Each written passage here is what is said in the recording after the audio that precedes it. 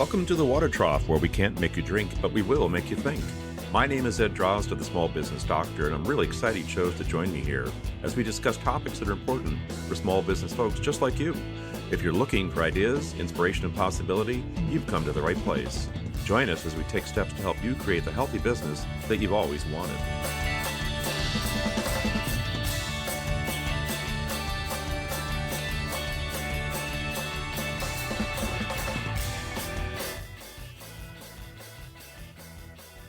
Good afternoon, folks. This is Ed Drozd of the Small Business Doctor. I want to welcome you back to the Water Trough with my guest today, Danielle Inman. Danielle is a passionate force for animal welfare, conservation, and veterinary medicine. She's a featured fixture on National Geographic's Animal ER.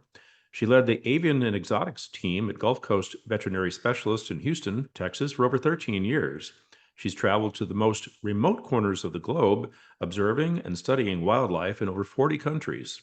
More recently, she has established a consulting firm called The Other Pets to empower and support veterinarians and pet owners to elevate the standard of care for non-traditional pets. Danielle, welcome. Thank you so much. Thanks for having me. It's a real pleasure. I want to point out that Danielle and I met as a result of The Other Pets.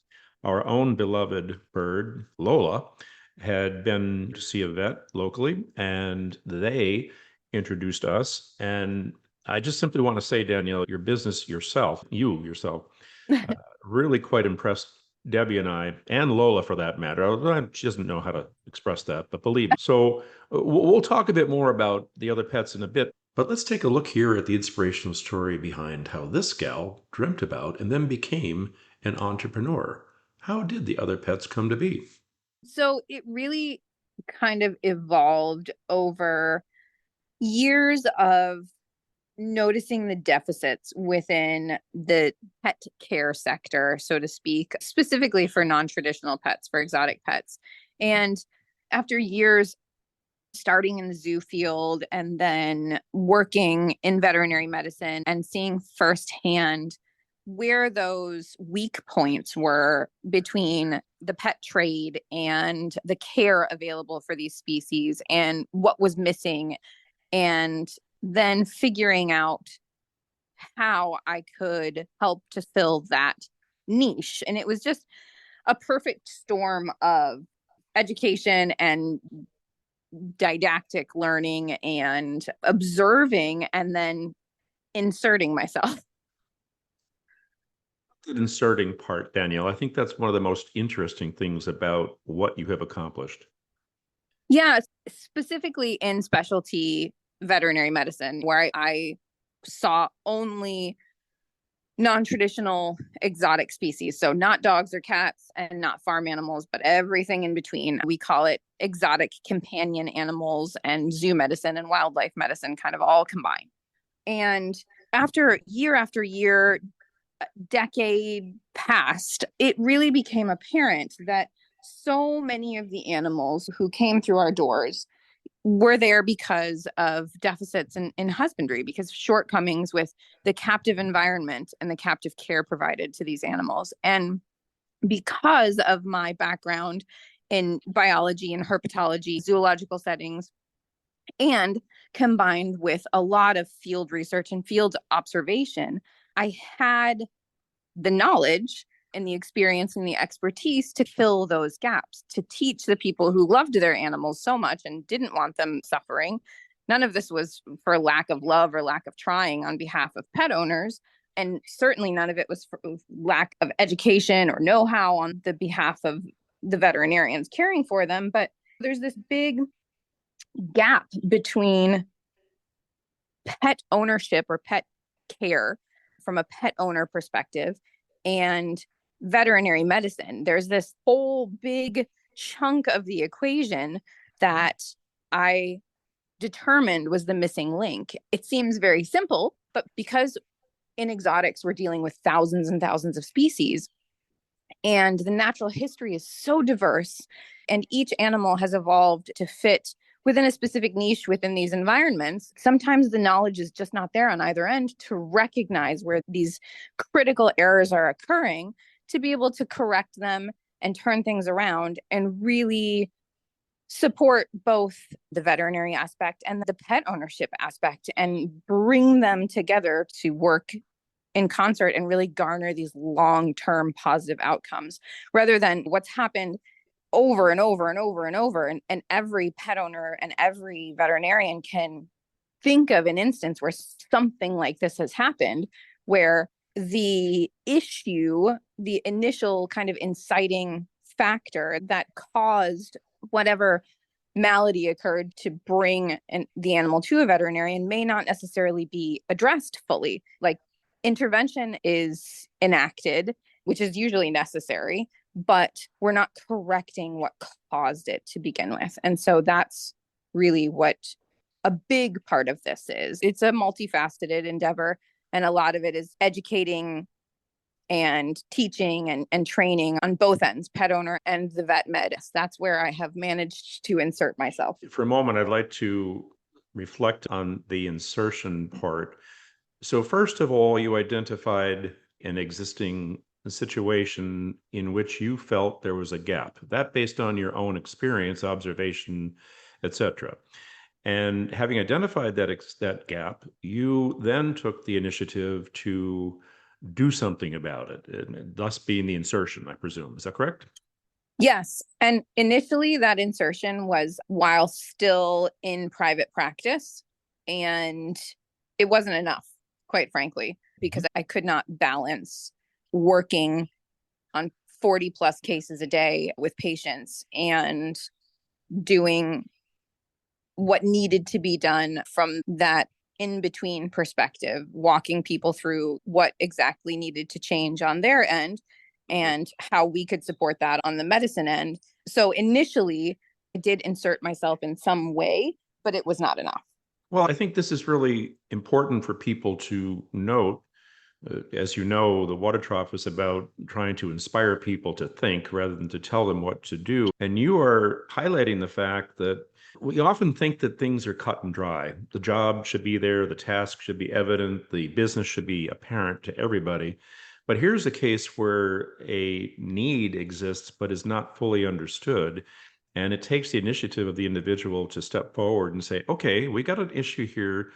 And I not only have the desire to do something about it, but I have the capability to do something about it. And that is the distinction I think is really important about what you have done, because a lot of people hesitate to take that next step. They think, oh, no, nobody needs that. They don't want me, blah, blah, blah. I don't know enough. I'm not qualified, whatever it might be. Right. And you were talking about that next step that requires that, I'd say, visceral, maybe a need in yourself to go forward with that. And if you will, take a chance, because isn't that kind of what you did? You took a chance?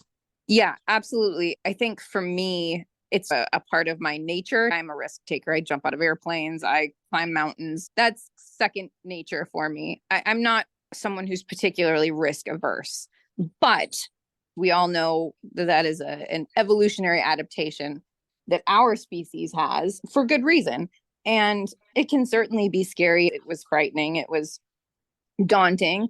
But for me, I think that, yeah, like you said, that the driving factor was I care so much about this. I knew that I could make a difference for the people and the animals that I cared so much about. And I knew that the more of myself I could invest in that, the broader my impact would be. So the equation was clear to me if I could just make other people see it and make other people understand and get others to really invest in it with me, not necessarily from a financial aspect, but just from your trust, your time, your energy, your efforts. Right. Yeah, caring for me, I think, was the big push. Like that I knew I could help more if I gave more. So that whether or not you're risk averse or a risk taker, I'm hearing you say that the motivating factor, it's well beyond that. You're willing to go there. You're so driven that the risk is irrelevant. Right. It seems like a lot of people would just take the risk and basically dismiss it and say, no, I can't. But what you're saying is listen to that inner message, that inner voice that's saying, well, You what have to. do you want to do Right. this? Right. Right. In this day and age, and I'm sure you've heard this as well, a lot of people say passion is not enough. But what do you think about passion? You're describing passion to me. passion was your first step. Yes? Yeah, I think passion is enough for some people. Passion is enough if you're passionate enough. I do a lot of lectures for universities or even for younger primary school kids or for school clubs and things like that. And passion is always a very common theme in my lectures, especially when I'm talking about my personal experience, because people are sort of enamored of the fact that I have done all these really cool things across the globe, like worked with a group in India to garner protection for a section of land that encompasses all kinds of amazing wildlife, and worked in the Galapagos, worked in Central and East Africa and South Africa, worked all throughout Latin America with all these cool species, captured and tagged crocodiles in the Yucatan. And I love that stuff. Obviously, it is 100% my passion. But if I wasn't passionate about it, I don't think I would have gotten anywhere with any of this. I think that it's my passion that pushes me to persevere. It's my passion that translates to tenacity, because I am so passionate about this, and because I'm a bit obsessive over making a positive impact and leaving good in my wake and trying to elevate the standards for a lot of these species. Personally, if I did not have the passion that I have, I can't imagine that we would be having this conversation. Right. That's very evident. So passion it's also a form of internal support. What are the kinds of support mechanisms have you identified along the way, and how have they played into your ability to continue this journey? Who you know is always a big part of one's success, I think. I had someone tell me once in their own personal success story, he was recounting to me how he got to where he was and how he was at a point where he thought he'd run out of money, thought he'd run out of options, and didn't know what to do next in his own pursuit of his passion. And someone told him, "You don't need more money, you need more friends." And so he was like, "Oh my gosh, you're right. I need to start calling in these favors. I need to start talking to the people that have been by my side, or I've been by their side throughout this." I think there's a lot to be said for that. Throughout my career in veterinary medicine, for instance, I helped to mentor and raise over 30 veterinarians in specialty medicine. The hospital that I worked in was a teaching hospital, and we were a private practice, but we took interns and residents and externs and had students rotating through and things like that. And so I made so many good connections and good contacts with people who my passion rubbed off on. I do like to be a little bit of an infectious disease in that way. And if I can just imbue people with a little bit of this caring about what happens next. And so I developed all of these great friendships and connections and contacts, and 100% exploited those in the best way possible as I began this endeavor. And some of my former interns who are now in their own practices, who are now heading up their own hospitals, who are now heading up their own projects globally or in organizations, they have been huge champions for my cause. So that support group, I think without them knowing me, knowing what I know, knowing what I've done, and having a real measure of faith and confidence in my knowledge and abilities and just going with it initially, I think if I didn't have them, then I probably wouldn't have this. You identified this tribe when you needed them, but did you realize when you met them the importance of what you were doing, how you were communicating with these people, connecting with these people? Did you Oh ever God, think no, that you'd come back to this? not at Okay. all. Okay. As I grew out of what I was currently doing and into this next step and into this entrepreneurial consultancy, I thrust myself away from corporate medicine and having an employer, rather than looking around and feeling like I was alone or adrift or didn't have the same safety net or support system, I realized even more that, oh my gosh, I have all of these people who have grown to be my friends and my contemporaries. And even if they're people that I only talk to a couple times a year, we still have this good connection. And we talk about an interesting case, or they reach out to me because they don't know what the heck this snake is that came into their practice. I realized that inadvertently I had set myself up for success there with this community, this tribe, my support system. Lesson for all to hear. You may not realize at the moment what you've got, that the time you spend cultivating these relationships, and not that they're being cultivated with a distinct purpose in mind, other than the fact that you're cultivating relationship, but there may come a time when they take on a totally different meaning and significance. I think it's really a good lesson for people to pay attention to. Never dismiss the opportunity to engage with someone, to learn from them, to teach them if you can. And here you are, living proof that this is a valuable thing. Yeah, absolutely. And, I used the word exploit, and that sounds like a negative thing, but I think any of them that heard that would just laugh.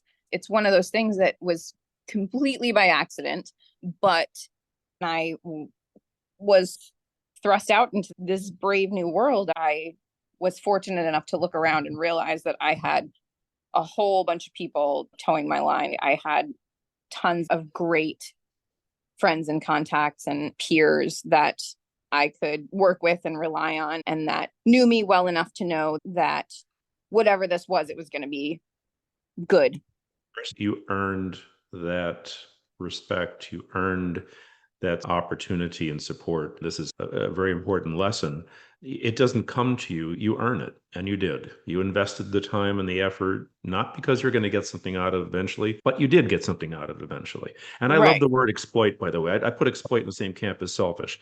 Selfish is I think of myself first so that I'll be okay. Therefore, I'm capable of helping out somebody else. It's not Right. necessarily a bad word. Exploit as well, to take full advantage of, but not a negative way. There's two sides to that coin, but I hear you. It's taking advantage in an appropriate way, and Yeah. bringing it forward, if you will.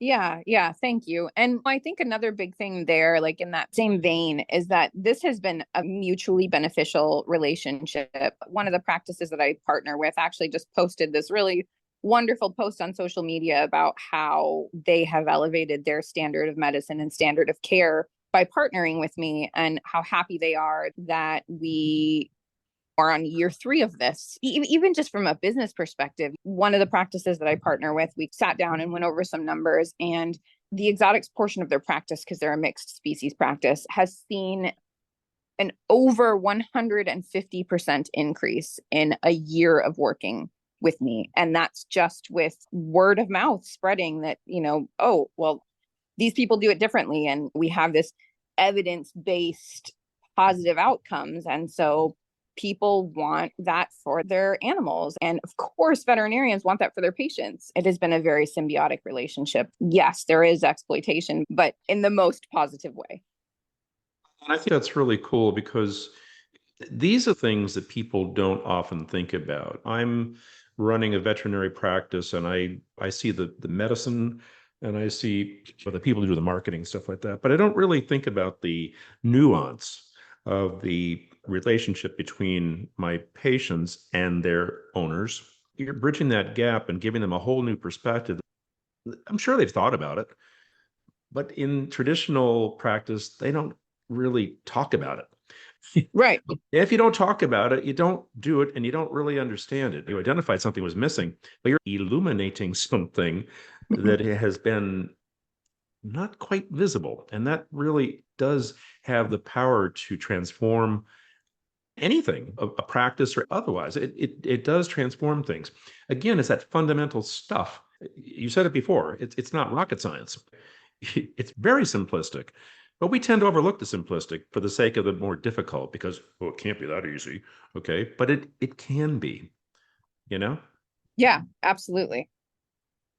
I think that's really cool. Let me ask you, it's evident that you have had tremendous personal success as well as the business success. But what about the challenges you faced along the way, particularly in the realm of going out there where people don't traditionally go? I think one of the toughest things, it's the double-edged sword of nothing like this existed before. And so the need is so apparent because this is totally new territory. But because this is totally new territory, no one knows what to do with it. I think one of my biggest trials, one of my biggest speed bumps or hurdles is making people understand why this is so important, because this hasn't been done in veterinary medicine before. This hasn't been done in the pet industry before. It's just so novel. And people are like, well, we've been trucking along like this for decades, for centuries. Why do we need this? And I think it's making people see that just because we've done it one way all along doesn't mean there's not a much, much better way to do it. So it's really trying to sell myself, I guess. I know with a lot of these practices and things, if I can just do one pet owner consult for them, they will see the fruits of that labor, and they'll see an animal that was otherwise just surviving begin to thrive. If they could just see it once, then they will understand the value. But it's getting super, super busy, incredibly overwhelmed, generally underappreciated people who don't know what they're missing to understand what they're missing. Your situation is radically innovative, and therefore it does take a lot more effort on your part to convince or even to engage somebody in the conversation, engage and then convince. But I think that's the beauty of it, because as you're finding step by step, practice by practice, it is having an impact. And those who are excited about what work you're doing, and this goes for anybody in a situation like this, will talk to others, because Right. these sorts of things make them look good too. Absolutely. Yeah. Yeah. Okay, don't you? Right. Yeah. And that's one of the things that I try to make people understand. Like, these hospitals that I work with are getting positive reviews because of what we are doing as a partnership, because of what I am adding Yep. to the value of what a pet owner is getting. And certainly people don't have to go through a veterinarian. I take on pet owners individually, and I also go to practices independently and help teach and train, have to elevate their standard of care and of medicine. But yeah, it certainly does. The whole purpose of this is to make everything better. Right. Well, again, that's very evident. And for that, I thank you firsthand because of our bird Lola. And I mean this with all sincerity. We, Debbie and myself, and again, as I said before, Lola, appreciate this. So thank you for that. Of So, course. Danielle, our time is coming to an end. So I wanted to know if there's anything you'd like to leave us with before we go. I think that from a small business owner slash entrepreneur aspect, it's still hard for me to, even now to you, say those words and believe them, because it's such a weird thing. We tend to elevate the entrepreneurial spirit and make it almost out of reach for us plebeians, I guess. And it's such an awesome thing, such a cool thing. It's brave, but it's totally achievable. You just have to try it. I think there were so many things that I did along the way that was like, what's the worst that can happen? I fall on my ass, I mean, like I fail. And then I just figure out how to do it differently and do it better. And I try again. And so to me, I was passionate enough about and cared enough about what outcomes we could get here with what I'm doing to endure the failures and to endure the frustrations. It's all worth it to me because I know and I believe in what I'm. Sometimes it takes a push, a negative push, even. Sometimes it takes someone getting fired. Sometimes it takes someone having no other options, because it's so daunting to have that kind of rug pulled out from under you, with the known versus the unknown. But I think it's within reach for so many more people than recognize it or realize it. Well, thank you for that insight. Danielle, thank you for being with me today. I really appreciate this. This has been fantastic for me. Yes, thank you. Folks, this is Ed Draws with the Small Business Doctor. Here at the Water Trough, I want to thank again my guest, Danielle Inman. And I encourage you to check out Danielle. Her business is called The Other Pets. And if you have an exotic pet in your home, I think you'd be very intrigued by this. If you're a veterinarian that happens to hear this, all the same, I hope you will also check her out. That information or contact information will be provided in the post-editing script, so you'll be able to find that when you open or when you listen to the podcast as well. Again, this is Ed Draws, the Small Business Doctor, and here at the Water Trough, until we meet again, I want to wish you a healthy business.